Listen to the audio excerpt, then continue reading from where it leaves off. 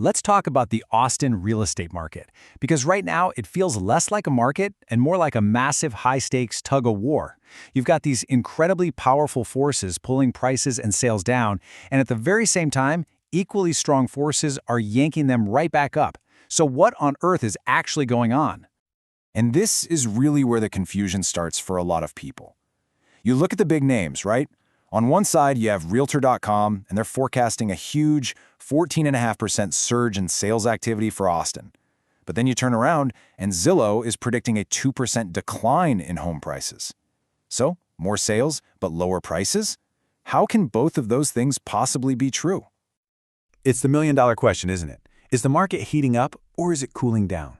Well, in this explainer, we're going to pull apart all the data, we're going to look at both sides of that rope, and we're going to figure out who really has the stronger grip on this market. So first up, let's make the case for Team Cooldown. The data here points to a market that's, well, it's taken a serious breather. There are several really key indicators showing a big shift away from that frenzy we saw over the last few years. The first big piece of evidence is just pure supply. The Austin metro area now has 5.3 months of housing inventory sitting there. Now, to give you some context, a market is generally considered balanced at around 6 months. We are getting really close to a territory where buyers, not the sellers, have the upper hand. And naturally, because there's more for buyers to choose from, homes are just sitting on the market longer. Right now, the average home is listed for 84 days. That's a noticeable jump from 77 days this time last year. Yeah, the days of those weekend bidding wars seem to be on pause for sure. This next number, this one tells a really powerful story about where sellers' heads are at. A staggering 53.4% of all active listings in Austin have had a price cut. That's the highest rate among all the major cities in Texas. It's just a crystal clear signal that sellers are realizing the price they wanted isn't the price they're going to get. So when you put all of that together, you've got rising inventory, you have homes sitting on the market longer, and you've got widespread price cuts. What you get is the classic definition of a buyer's market. For the first time in a very long time, buyers are in the driver's seat. They can negotiate, they can take their time. And this chill isn't just hitting your standard single-family home. It's creating a ripple effect across the board. We're seeing these high-end luxury estates that used to be sold privately now having to hit the public market. The rental market is feeling it too. Vacancies are climbing up to 8%. And get this, in the condo market, a whopping 72% of units are selling for less than their original asking price. Okay, that sounds pretty convincing for a slowdown, right? But remember, this is a tug-of-war. So now, let's hand the rope over to the other team and look at the powerful forces that are pulling this market in the complete opposite direction. And this is really where the plot thickens. Despite all that cooling data we just looked at, closed sales in October actually rebounded. In fact, it was the best October for home sales since that big market dip way back in 2022. This tells us that even though individual homes are sitting longer, more of them are ultimately getting sold. And this lines up with the sentiment on the ground. You know, we're seeing chatter on platforms like X that reflects this hard data. This quote here captures it perfectly. As mortgage rates have just dipped into the low sixes, buyers who are waiting on the sidelines are starting to think, okay, maybe it's time to jump back in, especially in those really desirable areas where inventory is actually getting tighter. You know, the long-term story for Austin is still just incredibly strong. This isn't just about month-to-month market stats. It's about the fundamental economic engine of the city. The population has grown by 11% since just 2020. The tech ecosystem has absolutely exploded, growing over 12 times since 2017.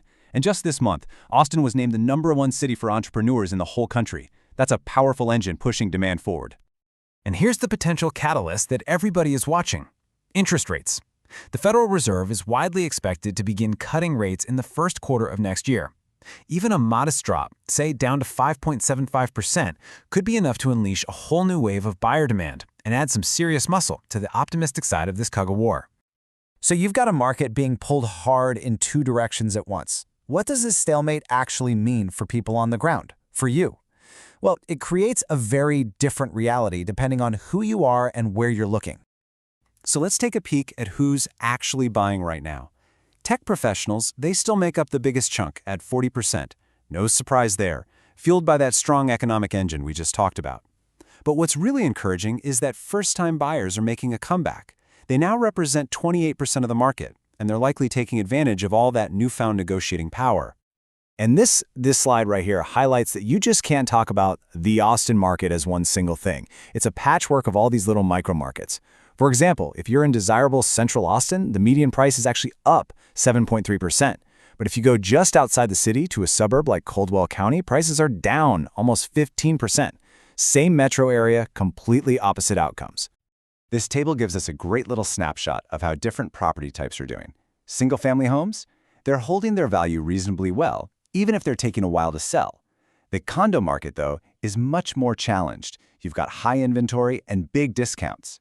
And then the rental apartment sector is facing a clear oversupply, which is leading to more vacancies and falling rents.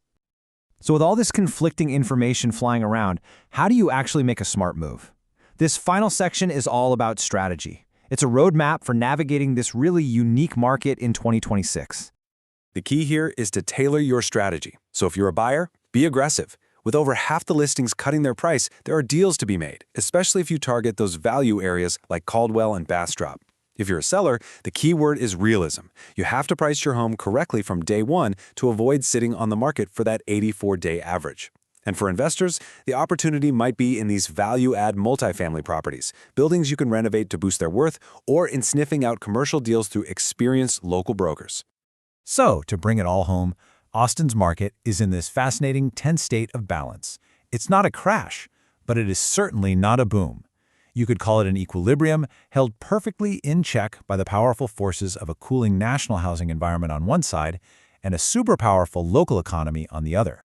And that leaves us with the final, provocative question. This market is a tightly coiled spring, a tug of war where neither side is giving an inch. So the real question for 2026 and beyond is this: what happens when one side finally lets go of the rope?